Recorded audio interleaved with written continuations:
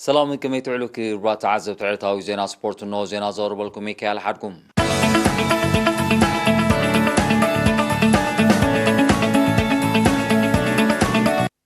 ኤምባሲ ኤርትራ ምስ ማሕበረኩም ካርቱም ከባቢያን ብምዃን ዝወደቦ ብኤርትራዊ መንስያት ዝቖማ ብርክት ዝበላ ጋንታታት ዝሳትፎ ዘሎ ዋንጫ ናጽነት መን ወሰደ ዝካየድ ኤሪሊ ካርቱም ሱዳን 2022 መጋርጁ ኣርሒዩ ኣብ መኽፈቲ ናይ 11 ጋንታታት ዝሳትፎ ቀነ ስፖርት ኣምባሳደር ኤርትራ ሪፓብሊክ ሱዳን አቶ ዒሳ ኣሕመድ ዒሳ ዝርከቦም ዲፕሎማስኛታት ሓለፍቲ ማሕበር ምሕዝነት ኤርትራን ሱዳን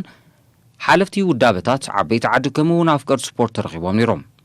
ኤሪሊ ካርቱም ዜካ ውድዳት ኩዕሶ እግሪ ውድዳት ኩዕሶ መርበብን ምሕንባስን ኣጠቓሊሉ ክሳብ ዕለተ ናጽነት ክቕጽል ምዃኑ ኣብ ወንበር ፌደሬሽን ስፖርት ናይዚ ሊግ መንእሰይ ያዕቆብ ተስፋይ ሓቢሩ ኣብቲ ብርክት ዝበለ ደጋፍ ስፖርት ዝተረኽበሉ ኣጋጣሚ ኩለን ተሳተፍቲ ጋንታታት ናብ ሜዳ ድሕሪ ምውራደን ብሃገራዊ መዛሙር ኤርትራን ሱዳንን መጋረጁ ዝገልሀ ኤሪሊ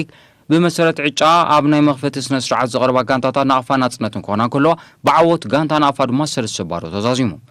ኤሪሊ ካርቱም ኣብ ትሕቲ ኤምባሲ ኤርትራን ማሕበረኩም ብምዃን ዋንጫ ፍንቅል ከምኡውን ዋንጫ ናጽነት መንዓተር ስፖርታዊ ውድዳት ብምስራዕ ኣብ 14 ጋንታታት ዝተሓቑፉ ስፖርታውያን ኣሰልጠንቲ ኣለይትን ሓቒፉ ዝካየድ ስፖርታዊ ንጥፈት መንስያት እዩ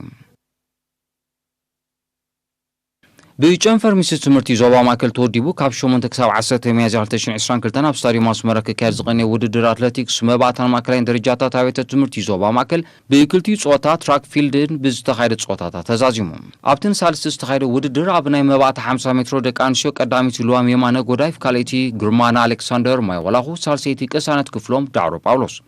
ኣብ ናይ ደቂ ተባዕትዮ ድማ ቀዳማይ ዮቤል ሓይላብ ካብ ሰውራ ካልኣይ ድሌት ክፍለ ካብ ምድረ ባቡር ሳልሳይ ሜሮን ሃብተ ካብ ሰላዳዕሮ ብምዃን ተዓዊቶም ኣብ ናይ 100 ሜትሮ ደቂ ኣንስትዮ ቀዳሚቲ ሱፍ ንዓወት ካብ ማይ ጮሆት ካልአይቲ ማሙቕ በረኸት ካብ ዓድቀ ሳልሰይቲ ሲዱና ኣማኑኤል ካብ ዓዲ ሰግዶም ኣብ ናይ ደቂ ተባዕትዮ ድማ ቀዳማይ ሰነድ ሃብተ ሚካኤል ሞዴል ካልኣይ ሜሮን ሃብቱ ሰላዳዕሮ ሳልሳይ ኣራ መንግስታብ ዳዕሮ ጳውሎስ ብምዃን ተዓዊቶም ኣብ ውድድራት ማእከላይ ደረጃ 100 ሜትሮ ደቂ ኣንስትዮ ቀዳሚቲ ሎልያ በረኸት ዓዳቤቶ ካልአይቲ ሜሪ በርሀ ኣዱሊ ሳልሰይቲ ሶልያና ገብሪ ህይወት ባሕት መስከረም ኣብ ናይ ደቂ ተባዕትዮ ቀዳማይ ነቢ ሰሎሞን ፊላን ሚስዮን ካልኣይ ናትናኤል ኤፍሬም ናጽነት ሳልሳይ ዮናታን ሃብታይ ከበሳጭዋ ኣብ 400 ሜትሮ ደቂ ኣንስትዮ ቀዳሚት ራይል ቢንያም ፍረሰላም ካልአይቲ ፌሩስ ተስፋይ ሳልሰይቲ ሉልያ አብርሃም ክልቲአን ካብ ርእሲ ዓዲ ኣብ ናይ ደቂ ተባዕትዮ ቀዳማይ ኬብሮን ኤፍሬም ካብ ደንበሰ በለ ካልኣይ ምሕረታዊ በረኸት ካብ ሰላዳዕሮ ሳልሳይ ኣቤል በረኸት ካብ ሞዴል ኣብ 800 ሜትሮ ማእከላይ ደረጃ ደቂ ኣንስትዮ ቀዳሚቲ ቅሳነት ፍሳይ ሞዴል ካልአይቲ ኒያት ንጉሰ ደቂ ተሽም ሳልሰይቲ ኮሆብ ዳንኤል ባሕት መስከረም ኣብ ናይ ደቂ ተባዕትዮ ድማ ቀዳማይ ክፍሎም ማጆር ካልኣይ ኤስሮም እምባዬ ክልቲኦም ካብ ጉንበት 24 ሳልሳይ ወጊሑ ተባረ ካብ ዳሉል ብምዃን ተዓዊቶም ኣለዉ ኣብ 1000 ሜትሮ ደቂ ኣንስትዮ ቀዳሚቲ ዴሊና ዳዊት ካብ ደቕሰብ ካልአይቲ ፉርቱና ማእከለ ካብ ባና ሳልሰይቲ ቤቴል መብራቱ ካብ ደቂ ተሽም ኣብ ናይ ደቂ ተባዕትዮ ቀዳማይ ክፍሎም ማጆር ጉንበት 24 ካልኣይ ነቢ ገብረ ብርሃን ዋርሳይ ሳልሳይ ከነኣን ገርግሽ ካብ ዳሉል ዕወታት ዝኾኑ እዮም ኣብ 400 ብ100 ምቅባል በትሪ ማለት ሪሌይ ማእከላይ ደረጃ ደቂ ኣንስትዮ ቀዳሚትን ዞባ ደቡባዊ ምብራቕ ካልአይትን ዞባ ሰሜናዊ ምብራቕ ሳልሰይትን ዞባ ሰሜናዊ ምዕራብ ኣብ ናይ ደቂ ተባዕትዮ ድማ ቀዳሚትን ዞባ ሰሜናዊ ምዕራብ ካልአይትን ዞባ ሰሜናዊ ምብራቕ ሳልሰይቲ ዞባ ደቡባዊ ምብራቕ ብምዃን ተዓዊተን ኣብ መሬት ዝላ ማእከላይ ደረጃ ደቂ ኣንስትዮ ቀዳሚቲ ሜሪ በርሀ ኣዱሊስ ካልአይቲ ኢየሩሳሌም ጎይቶም ከበሳጭዋ ሳልሰይቲ ሩፍታ ኪዳነ ባና ኣብ ናይ ደቂ ተባዕትዮ ድማ ቀዳማይ ሙባረክ ዓብደላ ኣልኣመል ካልኣይ ሴምቤነ ደቂ ተሽም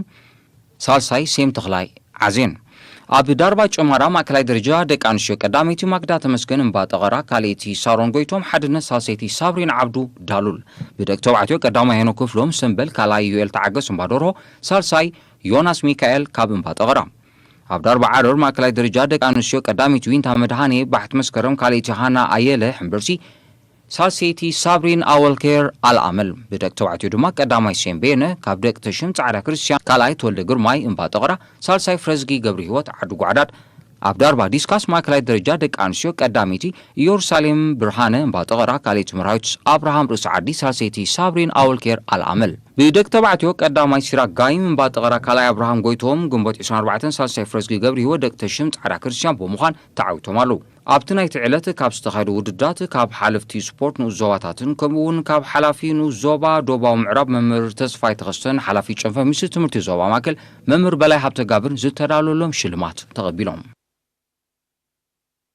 ፌደሬሽን ኩዕሶ እግሪ ከተማ ከረን ዝወደቦ ግጥማት ኣውዲዮ ካብ ምሕላፍ ኣብ መንጎ 12 ጋንታታት ቀዳማይ ዲቪዥን ብ9 10 ሚያዝያ ፈሊሞም فلما استرخب غانتاتات حونة مسكرم كونان كله حونة مجدي عادل محمد زسرح هاتريك نتا كاب سعر زينا قفت عن شوتو كابي فريم قبر مرز رغبت مسكرم تعاوتات لا صوتار ما بعوت سلسو حادة تزازيمو قتيلن استرخبا اسمودن غزاوان داني نيرن ابتي اسمود صبللتا زرايتلو صوتا قدم عرفتي كلتا دحر عرفت دما كلتا شوتوتات مدقام 4-0 تعاويتام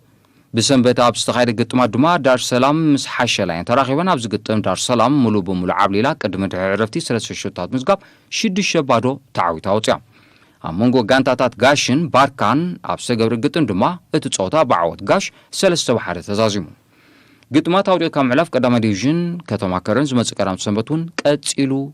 كغنو مخانو تفريط اللهم برات عزبتنا ساعة استدارلو عرطاو زينا سبورت هابزي فتسم مستورفو مراتير تيفن عادقوكم بوغنگن السلام